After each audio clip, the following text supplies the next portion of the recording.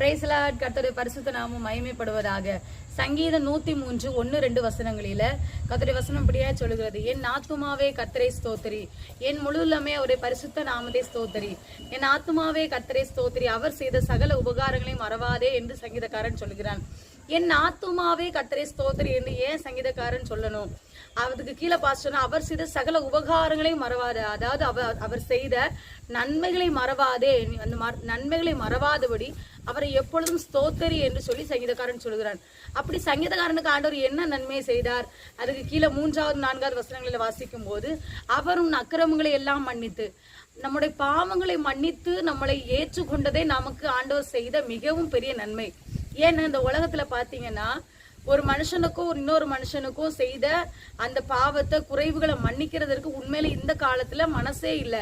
அப்படிப்பட்ட சூழ்நிலையில ஆண்டவர் நம்முடைய அக்கிரமங்களை எல்லாம் மன்னித்து நமக்கு அதிலிருந்து ஒரு விடுதலையை கொடுத்தாரு. அதுக்கு கீழே உள்ள வசனங்களை வாசிக்கும் போது நம்முடைய அக்கிரமங்களுக்கு தக்கதாக அவர் நமக்கு சரி கெட்டாமலும் அப்படின்னு சொல்லி வசனம் சொல்றது. அப்படின்னா நமக்கு வரக்கூடிய நம்ம செஞ்ச பாவத்திருமத்தம் வரக்கூடிய தண்டனையே கூட நமக்கு தராதபடி அதற்கு கிருபாதார பலியாக அவர் பலியாகி அதை நமக்கு கிருபாதார பலியாகி அவர் பலியானது மட்டுமல்லாமல் அதை மன்னித்து கடலின் ஆழத்துல யாரும் பார்க்க முடியாத ஒரு ஆழத்துல போட்டு விட்டார் என்று சொல்லி வசனம் சொல்கிறது. அதனாலதான் சங்கீதக்காரன் சொல்கிறான், அவர் நம்முடைய அக்கிரமங்களை எல்லாம் மன்னித்து. அதற்கு பிறகு அவன் சொல்லுகிறான், 2வது நோய்களை எல்லாம் குணமாக்கி. உண்மையில ஆண்டவர் அவனுடைய நோய்களை எல்லாம் குணமாக்கினது. இந்த காலத்துல நோயற்ற வாழ்வே குறைவற்ற செல்வம் என்று சொல்லி உலகத்துல நம்ம பழமொழி பார்க்கிறோம். அது உண்மையில 100% உண்மை. நம்முடைய நோய்களை எல்லாம் குணமாக்குகிற வல்லமை நம்முடைய தெய்வத்துக்கு உண்டு. அந்த நோய்களை எல்லாம் குணமாக்குறனாலையும் நம்முடைய பிராணனை அழிவுக்கு விளக்கி விட்டு இந்த நாட்களில் ஆண்டவர் நம்மளை ஜீவனோடு வைத்திருக்கிறாரே, இதுவே எவ்வளவு பெரிய ஜீவனோடு வைத்து அவருடைய கிருபையும் தந்து அவருடைய இரக்கத்தை தந்து நம்மை வழி நடத்தி கொண்டிருக்கிறாரு. அதனால நான் கர்த்தரை ஸ்தோத்திரிக்கிறேன், அவர் செய்த நன்மைகளை நான் மறக்க மாட்டேன் என்று சங்கீதக்காரன் சொல்கிறார். எனக்கு அருமையான தேவஜனம், இந்த நாட்களில ஆண்டவர் உங்களை பார்த்து சொல்கிறார், நீங்களும் அவர் செய்த நன்மைகளை மறக்காதுங்க.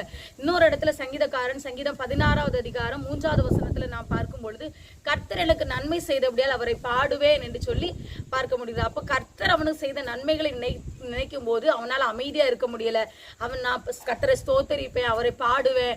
இன்னொரு இடத்துல சொல்லும் போது சங்கீதம் 116 13 14 வசனங்களில் வாசிக்கும் போது, அவர் எனக்கு செய்த எல்லா உபகாரங்களுக்காகவும் நான் அவருக்கு எண்ணத்தை செலுத்துவேன், ரட்சிப்பின் பாத்திரத்தை எடுத்துக்கொண்டு கர்த்தருடைய நாமத்தை தொழுது கொள்வேன் என்று சொல்கிறான். ஏன் அவன் ஆண்டவர் செய்த நன்மைகளுக்காக ஸ்தோத்தரிக்கணும்? நீங்க அதை யோசிச்சு பாத்தீங்களா? ஏன் ஸ்தோத்தரிக்கிறதுன்னு தெரியுமா?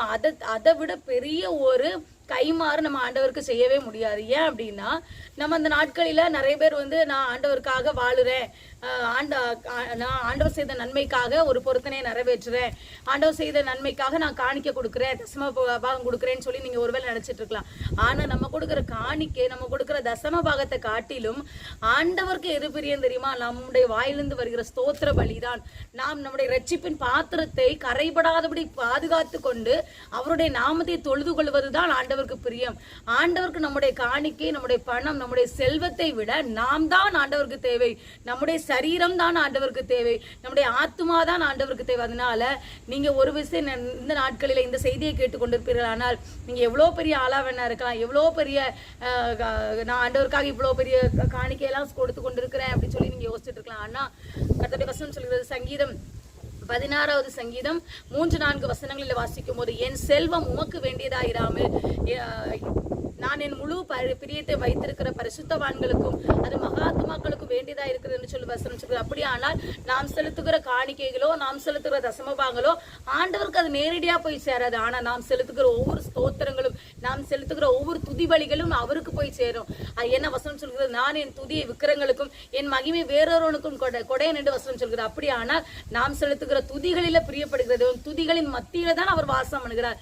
அதனால நீங்க இந்த நாட்களில நாம் காணிக்கை கொடுக்க வேண்டும், அது அவசியம். காணிக்கை கொடுக்க வேண்டாம் என்று நான் யாரையும் சொல்லல, அது நல்லா புரிஞ்சுக்கணும். ஆனா அதை காட்டிலும் நம்முடைய வாழ்க்கை அவருக்கு தேவை, நாம் அவருக்கு தேவை, நம்முடைய ஆத்மா அவருக்கு தேவை என்பதை நீங்கள் நினைத்து அவர் செய்த உபகாரத்தை மறக்காதபடி நீங்க இருக்க வேண்டும் என்று சொன்னால், முக்கியமான விஷயம் நாம் காணிக்கை கொடுப்பதை விட நாம் அவருக்கு நம்முடைய ஆத்மாவையும் நம்முடைய சரீரத்தையும் நம்முடைய ஆவியும் அவருடைய சமூகத்தில் கரைபடாதபடி எப்பொழுதும் அவளை ஸ்தோத்தரித்து மகிமைப்படுத்துவதே முக்கியம் என்பதை தான் உங்களுக்கு நான் ஷேர் பண்ண விரும்புகிறேன்.